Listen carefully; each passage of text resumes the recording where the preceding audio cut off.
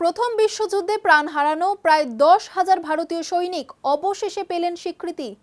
৮০ বছরের বেশি সময় পর কমনওয়েলথ নথিতে যুক্ত হয়েছে তাদের নাম।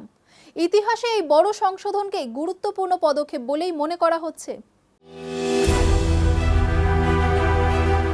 প্রথম বিশ্বযুদ্ধে অংশ নেওয়া প্রায় 10,000 ভারতীয় সৈনিককে অবশেষে স্বীকৃতি দেওয়া হলো।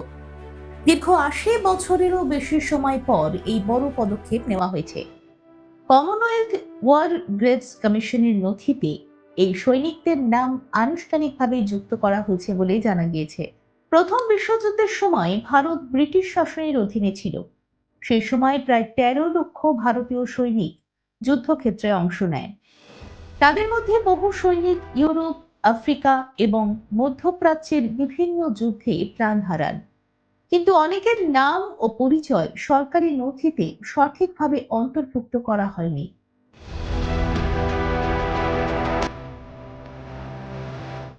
সাম্প্রতিক এই আপডেটে প্রায় 10,000 সৈনিকের তথ্য নতুন করে যোগ করা হয়েছে।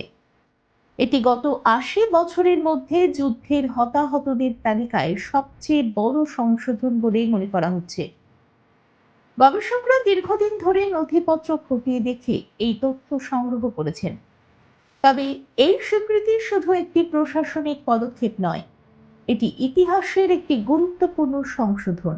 এতদিন যাদের অবদান অজানা ছিল তাদের প্রতি সম্মান জানানো হলো এই উদ্যোগের মাধ্যমে।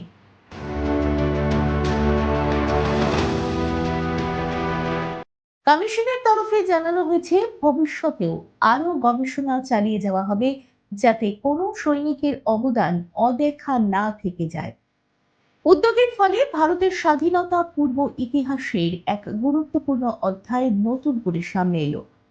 সব মিলিয়ে বহু বছর পর এই স্বীকৃতি ভারতের সেই সাহসী সৈনিকদের প্রতি একটি বড় সম্মান, যারা দেশের জন্য এবং বিশ্বযুদ্ধের সময় নিজেদের জীবন উৎসর্গ করেছিলেন।